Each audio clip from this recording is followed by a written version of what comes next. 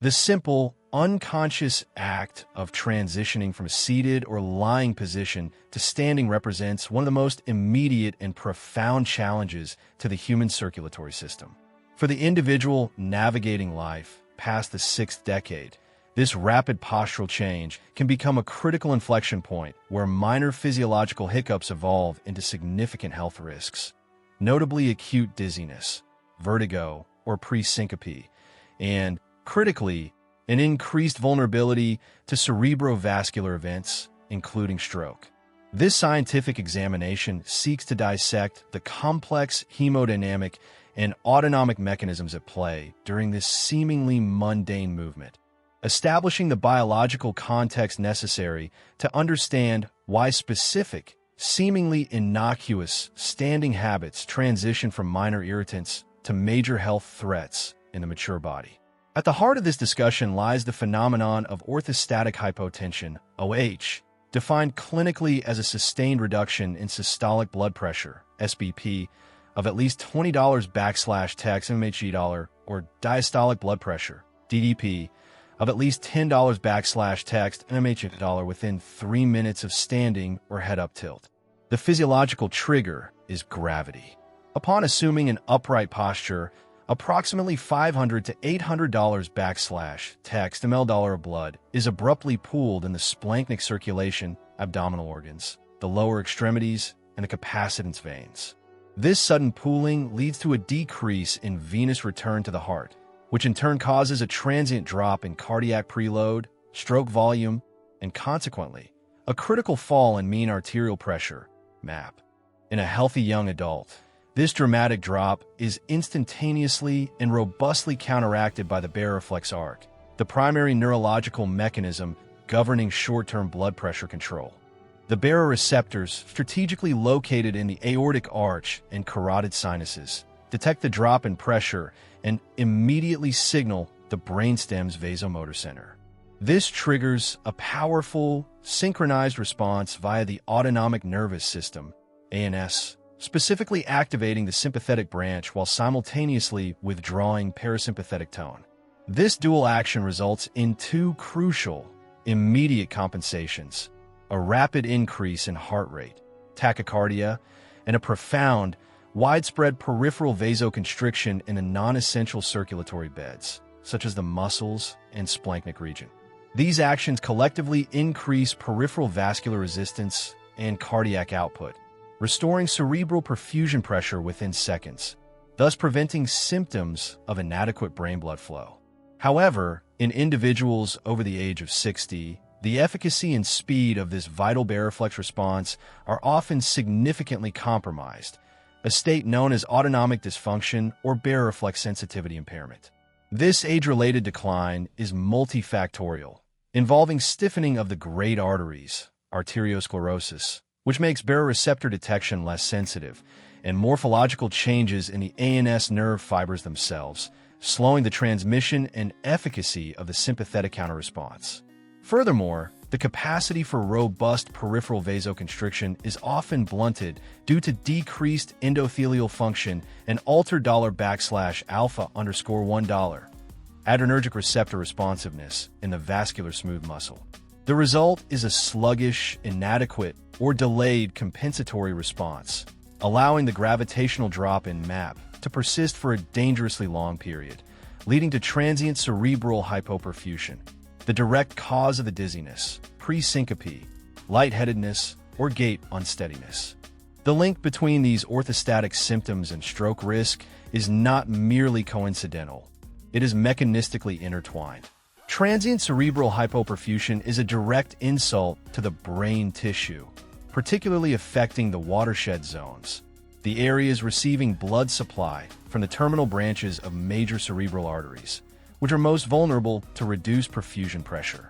While acute OH may not directly cause an ischemic stroke in a healthy vessel, it dramatically exacerbates the risk in individuals who already possess underlying cerebrovascular disease, CVD, such as atherosclerosis, small vessel disease, or reduced cerebral vascular reserve capacity, CVR. In these vulnerable older patients, the temporary, severe drop in cerebral perfusion pressure during a delayed OH episode can precipitate a low-flow ischemic event. Additionally, the dizziness and resulting loss of balance directly increase the risk of falls, a major contributor to morbidity and mortality, often resulting in head trauma or subsequent hospitalization that can unveil or contribute to cerebrovascular issues. Understanding this systemic vulnerability is the context for examining the 4 common habits. The most direct and fundamental habit contributing to symptomatic OH is the simple act of rising too quickly, akin to a rapid, uncontrolled launch. This habit directly challenges the already compromised Baroreflex by imposing the maximal possible rate of blood pressure change. When a mature individual springs immediately from a deep seat or a prone position, the $500 text $ml pooling effect occurs instantly, demanding an immediate and maximal sympathetic response that the aged, dysfunctional ANS is incapable of delivering. Scientifically, the velocity of the postural change is a critical determinant of the severity of the OH episode.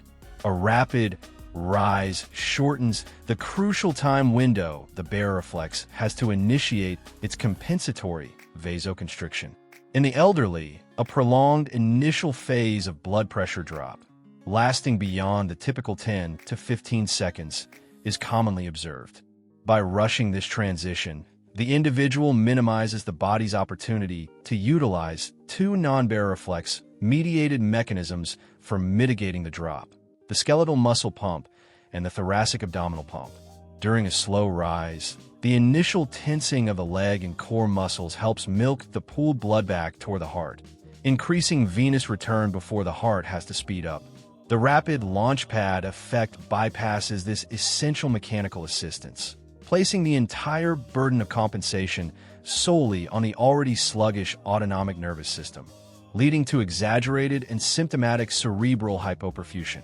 The second highly problematic standing habit involves the postural change occurring immediately after activities that intentionally or inadvertently induce widespread vasodilation, dramatically compounding the challenge of orthostasis. 2 primary scenarios fit this description: rising immediately after a hot bath or shower, and rising immediately after a large, carbohydrate-rich meal, known as postprandial hypotension. Exposure to hot water, such as a prolonged shower or bath, causes significant peripheral vasodilation as the body attempts to dissipate heat to maintain core temperature stability. The cutaneous blood vessels expand massively, diverting a large volume of blood to the skin surface. This physiological state mimics the pooling effect of standing, even while seated. When the individual subsequently stands up, the volume of blood pooled in the lower extremities and splanchnic beds is added to the already dilated peripheral circulation. The cardiovascular system is left attempting to vasoconstrict vessels that are physiologically biased toward maximal dilation, leading to a much larger, more refractory drop in blood pressure than would occur in a thermoneutral state.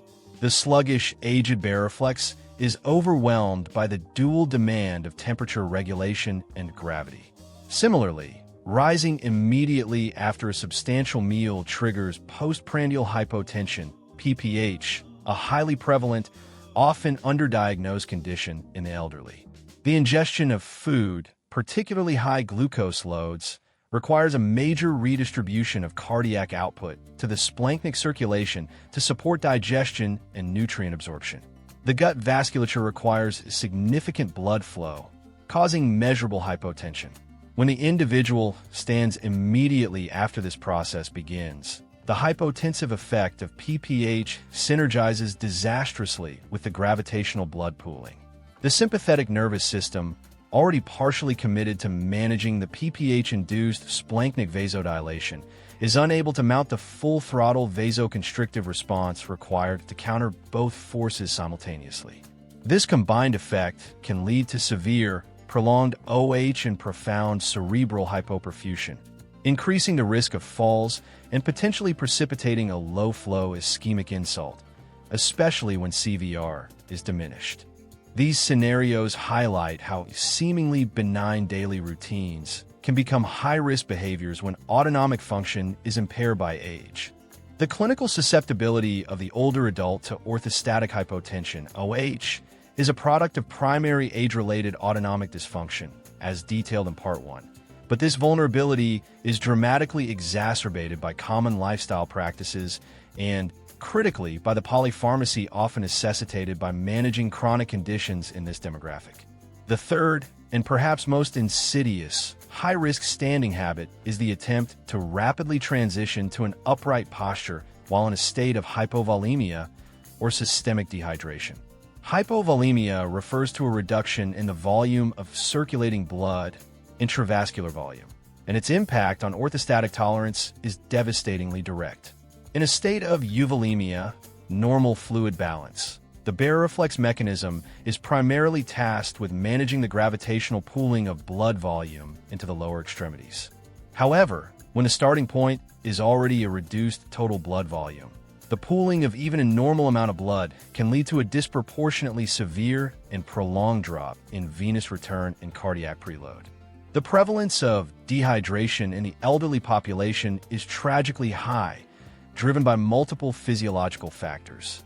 The aging kidney exhibits reduced capacity to concentrate urine, impaired renal function, and the efficiency of the antidiuretic hormone, ADH or vasopressin, response often declines. Furthermore, and most critically, the thirst mechanism itself becomes blunted with age. Older adults often do not perceive thirst until they are already significantly dehydrated. This results in a chronic, low-level hypovolemia.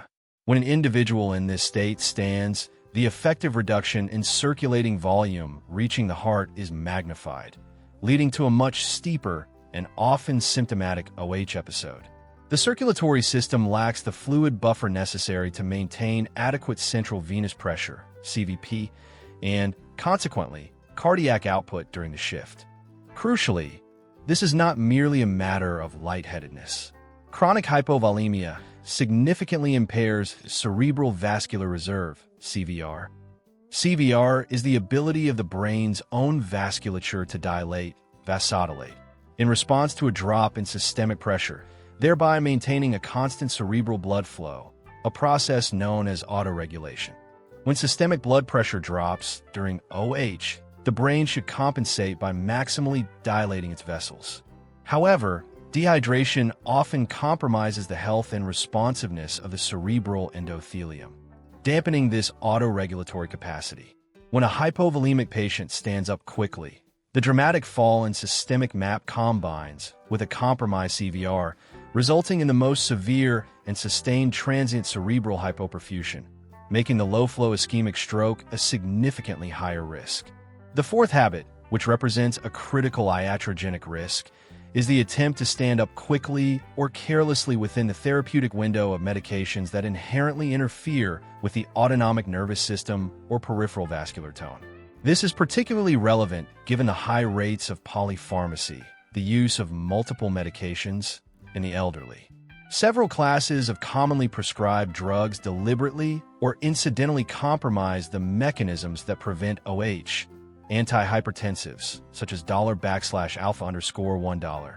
adrenergic blockers and vasodilators, directly reduce the peripheral vascular resistance necessary to counter the gravitational blood pooling. Diuretics reduce intravascular volume, contributing to the hypovolemic state. Psychotropics and anti-Parkinsonian agents often have anticholinergic or $alpha$ adrenergic blocking effects, chemically inducing autonomic dysfunction. When a mature individual, already grappling with age-related Baroreflex impairment, attempts to stand quickly after the peak absorption of a vasoactive drug, the risk of symptomatic OH escalates exponentially. The drug-induced suppression of the sympathetic counterresponse allows the gravitational fall in blood pressure to proceed largely unchecked, overwhelming the body's residual compensatory capacity. Clinically, this often presents as severe, recurrent dizziness and is a leading cause of non-accidental falls in hospitalized or recently discharged older patients. The pharmacological trap is a complex intersection of necessary chronic disease management and the resultant increase in acute postural vulnerability, emphasizing the need for meticulous patient education regarding post-medication postural changes. Beyond the autonomic failure, the structural changes within the large arteries of the elderly contribute significantly to OH and stroke vulnerability. With age, the elastin fibers in the aortic and large arterial walls are replaced by stiffer collagen fibers, leading to a progressive reduction in arterial compliance, arteriosclerosis. This stiffness has two detrimental effects relevant to orthostasis. First, stiff vessels are less able to buffer the systolic ejection from the heart, resulting in a widened pulse pressure, PP, the difference between SBP and DBP. This higher systolic pressure places increased stress on the cerebral microvasculature. Second, and more importantly for OH, the stiffening of the carotid arteries makes the baroreceptors embedded within them less sensitive to changes in stretch pressure. They require a much larger change in pressure to generate the same neurological signal to the brainstem. Thus, when the blood pressure initially drops upon standing, the signal to initiate compensatory vasoconstriction is delayed and weakened, directly contributing to the sluggish and insufficient response characteristic of OH in the elderly. Furthermore, this increased arterial stiffness and widened PP are well-established, independent risk factors for both hemorrhagic and ischemic stroke. The recurrent, severe pressure fluctuations caused by symptomatic OH, a rapid drop upon standing followed by an overshooting compensatory pressure response, place continuous shear stress on compromised, atherosclerotic cerebral vessels. This makes the older adult, especially those with pre-existing small vessel disease, highly vulnerable to the hemodynamic instability induced by the combination of poor postural habits and underlying physiological vulnerabilities. The most immediate and effective intervention against orthostatic hypotension, OH, is the deliberate, strategic activation of the skeletal muscle pump and the use of countermaneuvers just prior to and during the postural change. These techniques serve as a non-autonomic override to the pooling of blood, mechanically forcing venous blood back toward the heart, thus maintaining cardiac preload until the sluggish Baroreflex can finally compensate. The core intervention is to eliminate the launchpad effect, habit 1. Instead of rising rapidly, the mature individual must adopt a staged approach, transitioning from lying down to sitting on the edge of the bed for $30 \text. Seconds allows gravity to initiate the pooling while the individual is still stable. This delay gives the sympathetic nervous system a vital head start. The second stage involves actively performing isometric exercises while seated, such as forcefully pumping the ankles, ankle flexion/extensions, and tensing the calf and thigh muscles for an additional $30 \text. This pre-activates the skeletal muscle pump.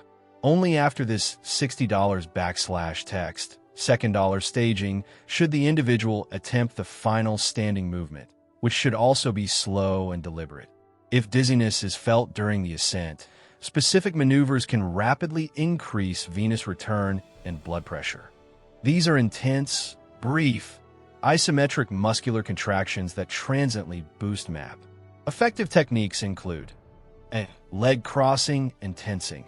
Crossing one leg over the other and tensing the leg and abdominal muscles maximally. B. Hand grasping. Forcefully gripping one hand over the other and pulling outwards. And C. Calf raises/slight squat. Briefly and partially squatting and immediately performing 1 or 2 intense calf raises. The immediate mechanical compression of the large leg veins rapidly injects blood back into the central circulation, providing an immediate symptomatic and hemodynamic relief. These maneuvers are scientifically proven to increase systolic blood pressure by $10 \text to $30 \text mmHg within seconds, providing a critical buffer against cerebral hypoperfusion. Addressing the underlying systemic vulnerabilities of dehydration and thermal stress is paramount, as these factors critically reduce the circulatory system's starting volume and capacity for vasoconstriction. For those prone to OH, the goal is to maintain a robust intravascular volume, euvolemia, through strategic hydration, at least $1.5 \text to $2 0/text liters dollar of non-caffeinated fluids daily, and, if appropriate, a modest increase in dietary sodium intake under medical supervision. Moreover, consuming $300/text to $500/text ml of fluid 15 minutes before high-risk activities provides a rapid and temporary increase in central blood volume. To counter the hot-to-cold transition, Habit 2, the strategy involves spending $5/text minutes cooling down while seated after a hot shower. To manage postprandial hypotension, PPH, the size and composition of meals must be adjusted by reducing portions, increasing frequency, and replacing high glycemic index carbohydrates with complex carbohydrates, protein, and fiber. Managing the pharmacological interference, Habit 4, requires collaborative adjustment of medication timing, chronotherapy, often by taking vasoactive drugs at bedtime. While exercise, moderate-intensity aerobic exercise, and specific core/balance work play a critical, distinct role in improving autonomic resilience. Consistent aerobic training can modestly enhance Baroreflex sensitivity, and core strengthening enhances the efficacy of the skeletal muscle pump. Finally, patients must utilize home blood pressure monitoring, checking BP lying down and $1/text and $3/text minutes after standing, to confirm OH, and must be vigilant in recognizing subtle ischemic symptoms, TIA signs, that warrant immediate medical evaluation. In conclusion, the 4 standing habits: rising too fast, rising during vasodilation, rising while hypovolemic, and rising under pharmacological interference, are amplified by the irreversible decline in autonomic and vascular function after age 60. By mastering the non-pharmacological override techniques, managing fluid status, optimizing medication timing, and recognizing the critical role of lifestyle adjustments, the mature individual can effectively mitigate the dangerous hemodynamic instability and dramatically reduce the risk of falls and cerebrovascular events. This transition from passive acceptance of age-related dizziness to active, science-based postural control is the final and most crucial secret to ensuring healthy, independent longevity.